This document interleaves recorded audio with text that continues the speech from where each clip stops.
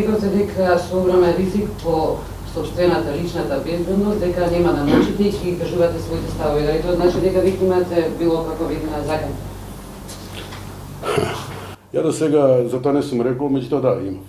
Имав и дори дојде и полиција, викнав полиција, полицијата дојде и сами го слушна, исто телефонските закани беа, го слушна тоа претење и закани, ме однесоа дури во станица во полиција, направи записник во тоа.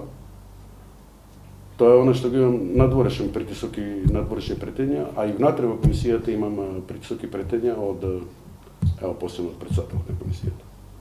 Ви знаете лицата кои се?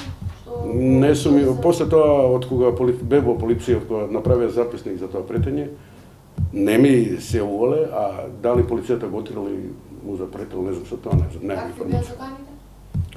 Па по живот, ќе ме дигнат колата во воздух, знаат како ми е колата, знаат кај живеат, дека ќе ми влезат како треба во спална, ќе ме дигнат по воздух и во Тргоравец.